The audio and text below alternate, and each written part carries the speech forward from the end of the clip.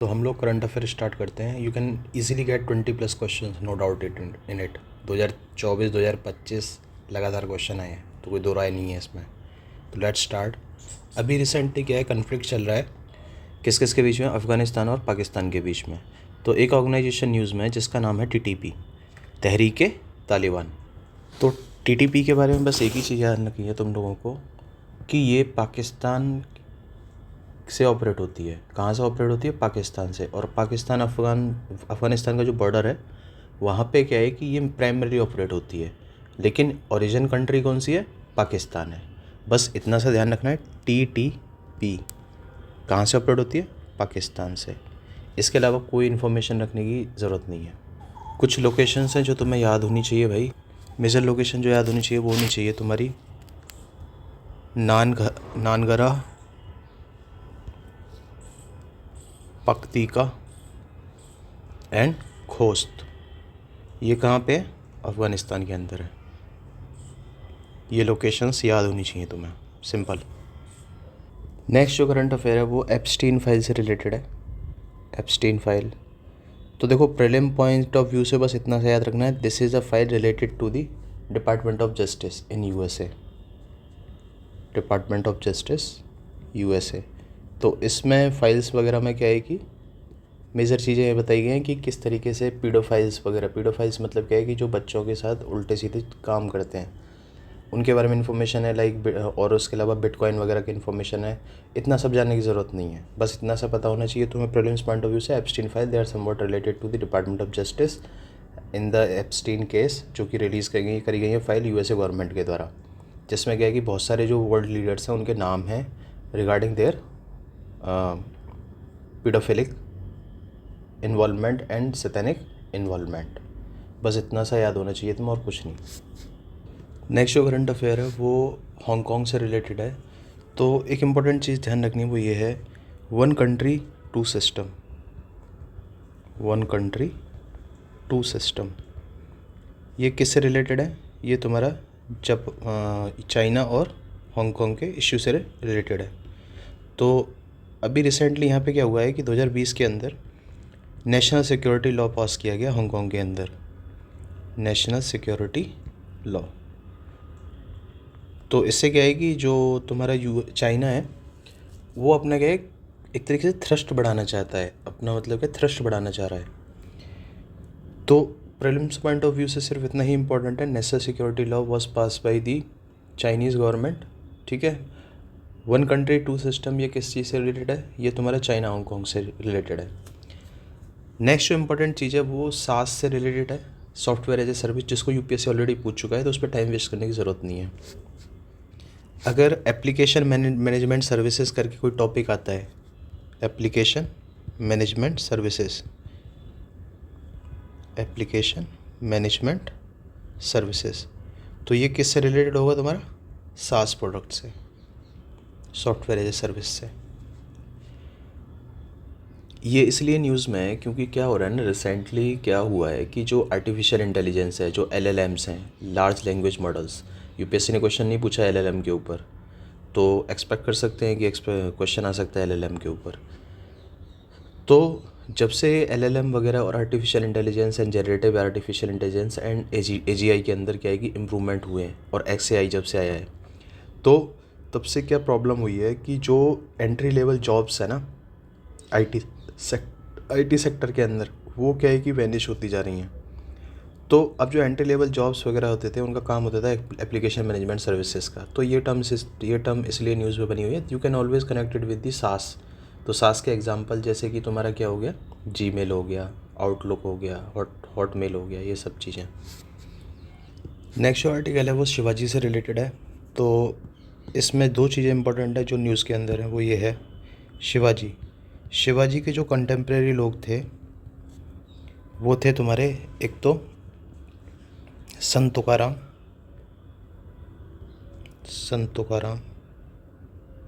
और सेकंड जो थे वो थे आपके संत रामदास।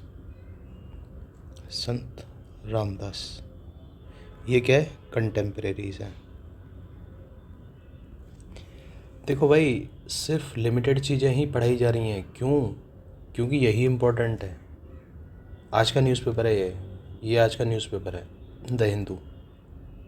उसकी इंपॉर्टेंट चीज़ें बताई जा रही हैं तुमको, सिर्फ यही करना है, उसके अलावा कुछ नहीं करना है। जो 8 मैगजीन्स है वो करनी है भाई पूरे तरीके से, अच्छे तरीके से एकदम, और ये करना है जो करा रहा हूँ भाई, उसके अलावा कुछ नहीं करना है। नेक्स्ट I2U2 और IMEC ये कवर्ड हैं ऑलरेडी मैगजीन्स के अंदर। बस तुमको क्या है कि लोकेशंस देखनी है, कौन कौन सी जगह से स्टार्टिंग पॉइंट है, एंड पॉइंट है, कहाँ से होके जाता है। IMEC के बारे में। सेकंड I2U2 इसके मेंबर्स कौन है, और IMEC के मेंबर्स कौन है। बस यहाँ पे क्या याद रखना है, मेंबर्स, और यहाँ पे क्या याद रखना है, मेंबर्स प्लस लोकेशन। और अब ये ऐसे याद नहीं होगा भाई तुम्हें लोकेशन की, तुम कंट्रीज़ को याद करने बैठ रहे हो या मेंबर्स कंट्रीज़ को याद करने बैठे हो। Just have the special sense में रखना है तुमको। जैसे I2U2 में तो सीधा हो गया कि नाम से ही पता है। IMEC में क्या है, स्पेशल सेंस रखना है, स्पेशल सेंस। कि UPSC ऐसे नहीं क्वेश्चन पूछेगा कि who are the member countries of IMEC, no, ऐसे टाइप का क्वेश्चन नहीं पूछता UPSC। और अगर पूछेगा भी तो उसमें 1 या 2 ऑप्शन ऐसे दिए जाएंगे अजीबोगरीब, जो उसी से क्या आंसर आ जाएगा एलिमिनेट हो गए। नेक्स्ट जो आर्टिकल है वो RODTP स्कीम से रिलेटेड है, रेमिशन ऑन ड्यूटी, DTP स्कीम। इसमें सिर्फ इम्पोर्टेंट चीज़ है, जो इम्पोर्टेंट चीज़ है वो ये है, ड्यूटी क्रेडिट, सिंपल। और ये ऑलरेडी कवर्ड है पुरानी मैगजीन्स के अंदर, तो इसको कवर अप कर सकते हो वहाँ से। नेक्स्ट ईरान कन्फ्लिक्ट से रिलेटेड आर्टिकल्स हैं, उनको ना हम एक बार में एक तरीके से डिस्कस करेंगे कि लोकेशंस कौन कौन सी न्यूज़ के अंदर हैं बस, क्योंकि अभी क्या ये ऑनगोइंग इश्यू है, तो अभी डिस्कस करने से कोई फ़ायदा नहीं है, इट्स टाइम वेस्टेज। तो आज के द हिंदू में सिर्फ इतना ही है। नेक्स्ट कल का देखते हैं। SIR का इश्यू जो है वो प्रीलिम्स में नहीं पूछा जाएगा, मेंस के अंदर पूछा जाएगा। तो SIR पे टाइम वेस्ट करना बंद करो अपना भाई, प्री के लिए नहीं है, ये मेंस के लिए है। और अगर प्री के लिए कुछ इंपॉर्टेंट होगा I will tell you simply. Next जो आर्टिकल है वही इंपॉर्टेंट है भाई। स्म्यू करके एक बर्ड होती है, डक होती है। स्म्यू क्या है, एक डक है जो कि कहाँ है, नेटिव कहाँ की है, यूरेशिया की, यूरेशिया की नेटिव है। ये क्या है कि जो काजीरंगा और मानस नेशनल पार्क है वहाँ पे क्या है, ये विज़िट करने आए हैं बस। मानस नेशनल पार्क यहाँ विज़िट करने आए हैं, माइग्रेशन एक तरीके से। नेक्स्ट यहाँ पे क्या है कि बहुत सारी वेटलैंड्स की बात की गई है, नॉट इम्पोर्टेंट फॉर यू, क्योंकि तुम याद नहीं कर सकते हो कौन सी वेटलैंड कहाँ पे है। There are hundreds of wetlands, तो टाइम वेस्ट नहीं करना। जो चीज़ मतलब क्या है कि एग्ज़ाम हॉल में रिकॉल नहीं हो सकती है, it's useless to waste the time on those things. तो वेटलैंड्स वगैरह ये सब याद करना बंद करो अपने दिमाग से। एक क्वेश्चन आएगा, इट्स ओके, लीव इट, वो सिलेक्शन डिसाइड नहीं करेगा। Don't waste your energy and time and brain on those stupid things. Next जो आर्टिकल है वो ये है कि वाटर बोतल जो होती हैं, वाटर बोटल्स, जो प्लास्टिक की वाटर बोटल्स होती हैं, उनके अंदर क्या है कि हार्मफुल केमिकल्स मिलते हैं, जैसे कि फैलेट्स। फैलेट्स एक ऐसा सब्सटेंस है जो हर जगह मिलता है, एक कॉमन स्टैंडर्ड रखना है तुमको ये चीज़ का। सेकंड, इसके अंदर एंटीमनी भी मिलता है, एंटीमनी। और माइक्रो प्लास्टिक तो देखो होगा ही भाई, माइक्रो प्लास्टिक। नेक्स्ट जो आर्टिकल है ना वो GPU से रिलेटेड है, ग्राफिक प्रोसेसर यूनिट्स। ठीक है, UPSC ने पूछा नहीं है, डेफिनेटली पूछेगा, डेफिनेटली। तो ये क्या है कि पुराने साल की जो मैगज़ीन है उसके अंदर कवर अप है अच्छे तरीके से GPU कहाँ कवर है, GPU और CPU वगैरह के अंदर, और LLM वगैरह, ये पुराने वाली जो मैगजीन्स हैं उनके अंदर कवर अप है अच्छे तरीके से, वहाँ से पढ़ना है इसको। नेक्स्ट जो आर्टिकल है वो तुम्हारा किससे, यूरोपियन यूनियन से रिलेटेड है। हर साल एक क्वेश्चन आता है यूरोपियन यूनियन से, उसके इनिशिएटिव से। तो उसका एक इनिशिएटिव है तुम्हारा बायो इकोनॉमिक स्ट्रेटजी। क्या है उसका नाम, बायो इकोनॉमी स्ट्रेटजी। तो ये थोड़ा ध्यान रखना है। और दूसरा क्या है, circular economy action plan, circular economy action plan. ये किसका है, यूरोपियन यूनियन का, EU का। अब ये है किस लिए, to reduce the carbon, simple, carbon emission को रिड्यूस करने के लिए for the purpose of carbon capture storage units. बस इतना ध्यान होना चाहिए तुम्हें, उसके अलावा कोई गाथा नहीं हो याद होनी चाहिए। कार्बन कैप्चर क्या होता है वो तुम्हें पता ही है।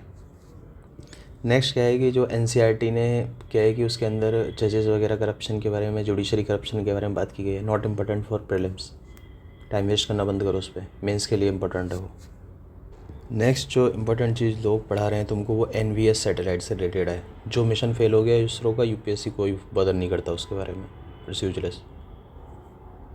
नेक्स्ट यूजीसी का जो बिल आया है उससे रिलेटेड जो आर्टिकल्स हैं, stop reading all those article, UPSC is not going to ask those questions in prelims.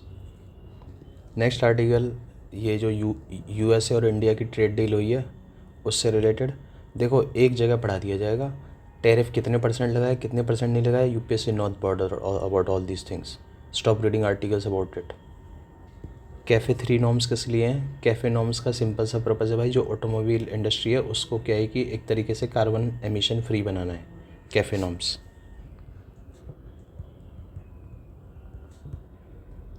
Automotive industry से रिलेटेड है। और दूसरी चीज़ क्या है, ये कार्बन एमिशन को रिड्यूस करने की बात करता है। कोल गैसिफिकेशन के ऊपर यूपीएससी 2025 में क्वेश्चन पूछ चुका है ऑलरेडी, तो it's not going to ask about it. Next article elephant से रिलेटेड है। एलिफेंट भी यूपीएससी 2020 के अंदर क्वेश्चन पूछ चुका है, उससे ज़्यादा कुछ नहीं पूछ सकता है, तो not important for the prelims. तो लास्ट 2 दिन के अंदर यही करंट अफेयर थे। नेक्स्ट हम लोग करते हैं धीरे धीरे, क्या है कि तुम्हारा 15 दिन के अंदर करंट अफेयर पूरा ख़त्म हो जाएगा।